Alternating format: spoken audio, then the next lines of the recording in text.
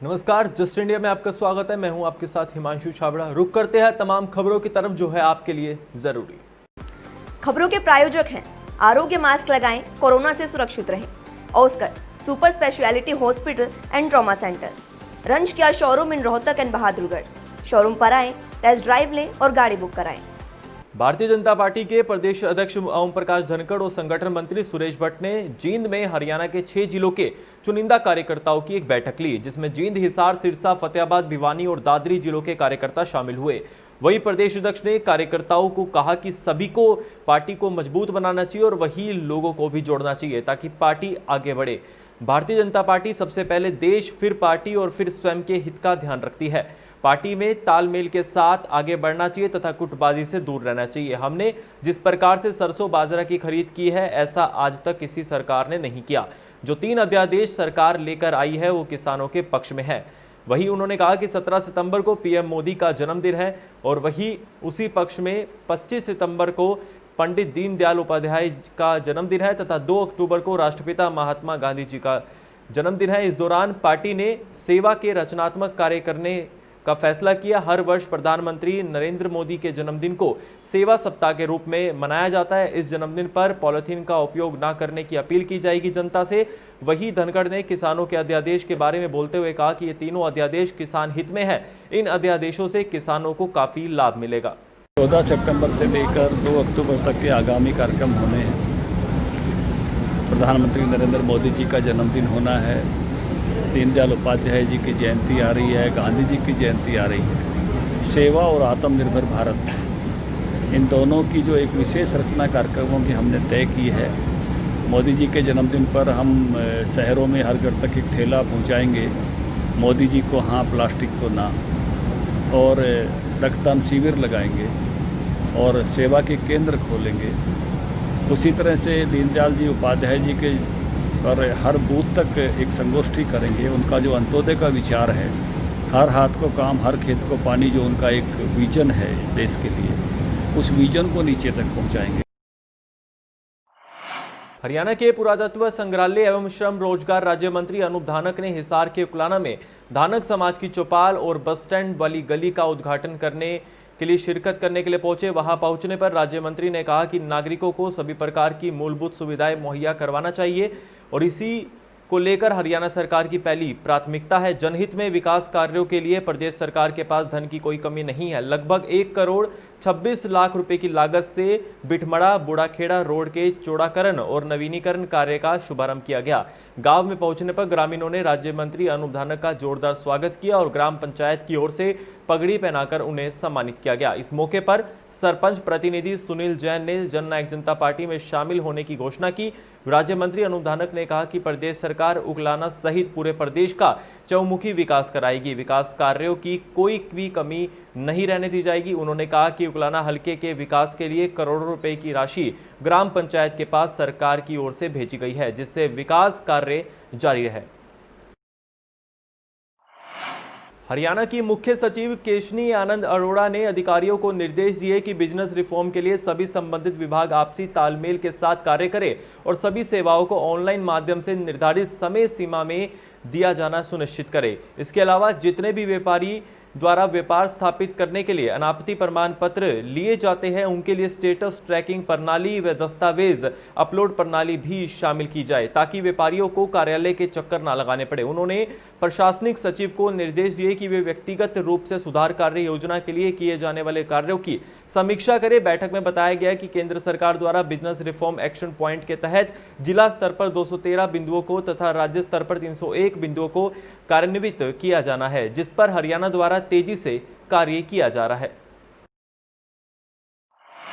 17 सितंबर को पीएम मोदी का जन्मदिन है और इसी को लेकर हर साल सेवा सप्ताह के रूप में यह दिन मनाया जाता है। इसके अंतर्गत काफी विभिन्न कार्यक्रम होते हैं। हरियाणा के प्रदेश अध्यक्ष ओम प्रकाश धनखड़ के निर्देशानुसार 14 से 17 सितंबर तक सेवा सप्ताह के अंतर्गत विभिन्न कार्यक्रम किए जाएंगे। 17 सितंबर को सभी शहरी क्षेत्रों में प्रत्येक बूथ पर मोदी जी को हाँ, पॉलिथीन को ना अभियान चलाया जाएगा, जिसके अंतर्गत सबको कपड़े के बैग वितरित किए जाएंगे। आमजन को सिंगल यूज प्लास्टिक से मुक्ति के लिए जागरूक किया जाएगा। 14 से 20 सितंबर के बीच प्रत्येक जिले में ब्लड डोनेशन कैंप लगाए जाएंगे, जिसमें 70 यूनिट ब्लड एकत्रित की जाएगी। इसी दौरान आपको बता दें प्रत्येक जिले में नेत्रदान कैंप लगाए जाएंगे जिसमें 70 चश्मे वितरित किए जाएंगे और आपको बता दें वही वेबिनार का आयोजन भी किया जाएगा। और इसी दौरान आपको बता दें आज रोहतक में बीजेपी के प्रदेश कार्यालय में इसको लेकर बैठक हुई। मनीष ग्रोवर की अध्यक्षता में ये बैठक हुई। आपको बता दें हरियाणा से भाजपा के पूर्व मंत्री हैं मनीष ग्रोवर, जिनकी अध्यक्षता में आज बैठक हुई और वही सेवा सप्ताह के रूप में विभिन्न कार्यक्रम जो है वो किए जाएंगे।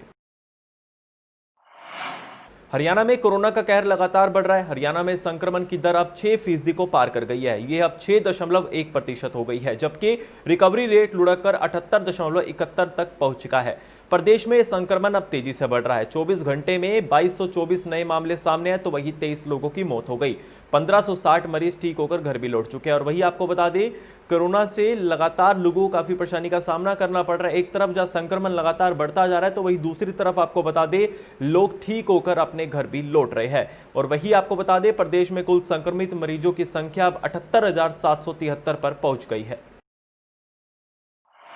प्रदेश भर में किसानों की मांगों को उठाने के लिए भारतीय किसान यूनियन ने आगामी 10 सितंबर को पीपली अनाज मंडी में सरकार द्वारा पारित 3 अध्यादेशों को रद्द करवाने के लिए आर पार की लड़ाई लड़ते हुए एक रैली के आयोजन का फैसला लिया है। वहीं जिला प्रशासन ने किसान यूनियन की रैली का विरोध किया। जिला प्रशासन की तरफ से भारतीय किसान यूनियन के अध्यक्ष गुरनाम चुड़ानी को रैली करने पर गिरफ्तारी की चेतावनी दी है। जिला प्रशासन का कहना है कि कोरोना काल में भारतीय किसान यूनियन की रैली किसी के हित में नहीं है। थानेसर के एसडीएम अखिल पिलानी ने मीडिया से बातचीत में कहा कि कुरुक्षेत्र में कोरोना के केस प्रतिदिन बढ़ते जा रहे हैं, जिसको लेकर प्रशासन ने किसानों से आग्रह किया है कि वह इस रैली को स्थगित कर दे। उन्होंने कहा कि इसी को लेकर परस्पर सहमति बनाने के लिए किसानों से बैठकें भी आयोजित की गई है। मेरा नाम अखिल पिलानी है, एसडीएम थानेसर हूँ। हमें संज्ञान में आया है कि 10 तारीख को एक किसानों की रैली आयोजित की जा रही है पिपली अनाज मंडी में। तो कोरोना महामारी के चलते जिसका प्रकोप कुरुक्षेत्र शहर में बहुत गंभीर हो रहा है, दिन ब दिन केसेस बढ़ रहे हैं, तो ये रैली करना इस समय उचित नहीं है। हमारी किसानों के लीडर से बातचीत भी हुई 1-2 बार, लेकिन अभी तक उसका कोई समाधान नहीं हुआ है। कुरुक्षेत्र के पिहोवा उपमंडल में भी उठी जम्मू कश्मीर में पंजाबी को मूल भाषा में शामिल करने की मांग। जम्मू कश्मीर में पंजाबी भाषा को राजभाषा का दर्जा न मिलने पर सिख संगठनों में आक्रोश भड़का। इसी के साथ ही आपको बता दें आक्रोश जो है वो थमने का नाम नहीं ले रहा। पिहोवा उपमंडल शुभकर्मन चैरिटेबल सेवा सोसाइटी व अन्य सिख संगठनों व सिख समुदाय के लोगों ने जम्मू कश्मीर में भाषा बिल 2020 का विरोध करते हुए एसडीएम पिहोवा को प्रधानमंत्री भारत सरकार के नाम ज्ञापन सौंपा है। सिख समुदाय के लोगों ने कहा कि जम्मू कश्मीर में पंजाबी भाषा सिर्फ सिख समुदाय के लोग ही नहीं बोलते, बल्कि अन्य समुदाय के लोग भी पंजाबी भाषा बोलते हैं, पढ़ते हैं। उन्होंने कहा कि पंजाबी के साथ अन्याय किया गया है, जबकि पंजाबी भाषा जम्मू कश्मीर में महाराजा रणजीत सिंह के राज के समय मूल भाषा रही है। समुदाय के लोगों ने मांग करते हुए कहा कि पंजाबी भाषा को मूल भाषाओं में शामिल किया जाए। पंजाबी भाषा एक ऐसी भाषा है जो दुनिया के 114 देशों के अंदर बोली जाती है ਤੇ ਵਰਲਡ ਦੀਆਂ ਭਾਸ਼ਾਵਾਂ ਦੇ ਵਿੱਚ ਇਹਨੂੰ 10ਵਾਂ ਸਥਾਨ ਹਾਸਲ ਹੈ ਤੇ ਬਹੁਤ ਸਾਰਾ ਇਹਨੂੰ ਮਾਨ ਸਨਮਾਨ ਵਿਦੇਸ਼ਾਂ ਦੇ ਅੰਦਰ ਵੀ ਮਿਲਿਆ। ਅਫਸੋਸ ਇਹ ਹੈ ਕਿ ਭਾਰਤ ਸਰਕਾਰ ਜਿੱਥੋਂ ਇਹ ਗੁਰਮੁਖੀ ਸ਼ੁਰੂ ਹੋਈ ਹੈ, ਪੰਜਾਬੀ ਸ਼ੁਰੂ ਹੋਈ ਹੈ, ਉੱਥੇ ਬਣਦਾ ਮਾਨ ਸਨਮਾਨ ਨਹੀਂ ਮਿਲ ਰਿਹਾ। ਇਸ ਕਰਕੇ ਅਸੀਂ ਮੈਮੋਰੰਡਮ ਦਿੱਤਾ ਐਸਡੀਐਮ ਸਾਹਿਬ ਨੂੰ ਉਹਦੇ ਭਾਸ਼ਾ ਦੇ ਸਤਿਕਾਰ ਦੇ ਬਹਾਵ ਦੇ ਲਈ, ਇਹਦੇ ਲਈ ਅਸੀਂ ਅੱਜ ਆਏ ਸਾਂ। भारतीय विकास परिषद रोहतक शाखा द्वारा गुरु वंदन छात्र अभिनंदन कार्यक्रम के तहत John Wesley school junior wing में अध्यापकों व छात्र छात्राओं को सम्मानित किया गया। इस मौके पर परिषद के सचिव लोकेश जैन, कार्यक्रम संयोजक आनंद कुमार गर्ग, जिला अध्यक्ष अशोक गुप्ता व सह सचिव विक्रांत शर्मा उपस्थित रहे। समारोह में शाखा द्वारा 4 टीचर्स, 1 प्रिंसिपल और 11 छात्र छात्राओं को सम्मानित किया गया। आपको बता दें इसी दौरान अध्यापकों को पटका और स्मृति चिन्ह व प्रशस्ति पत्र देकर सम्मानित किया गया। वह सभी को गुरुओं के सम्मान करने व बुराई छोड़ने की शपथ दिलाएगी। कार्यक्रम संयोजक आनंद कुमार गर्ग, सचिव लोकेश जैन ने कहा कि किसी भी सफल व्यक्ति के पीछे उनके शिक्षक का अहम रोल होता है। शिक्षक मार्गदर्शक के साथ साथ समाज का निर्माण भी करते हैं। कार्यक्रम के अंत में स्कूल की प्राचार्य ममता मलिक ने सबका धन्यवाद किया। खबरों के प्रायोजक थे Pramod trading company, tiles, sanitary ware, Ghanipura, Jhajjar road, Rohtak. Asian colour coated स्पात limited.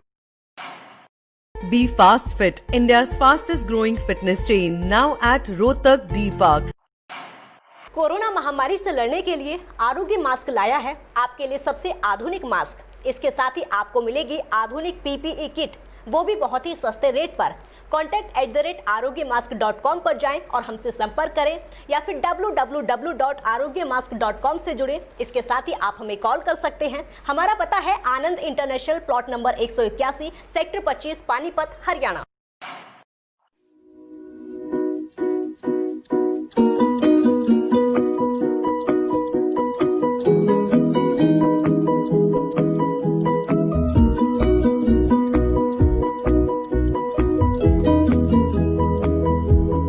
मेडिफिल international, 7 Sheetal complex, Subhash Nagar, Rohtak.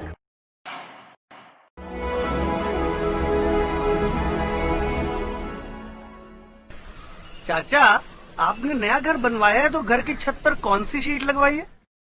बेटा, मैंने अपने घर की छत पर एशियन शीट लगवाई है, क्योंकि वो कभी न मिटने वाले ओरिजिनल निशान की चादरें हैं। साथ में ISI का चिन्ह, 5 साल की वारंटी के साथ साथ पैसों का सही मूल्य देने वाली वही इकलौती शीट्स हैं।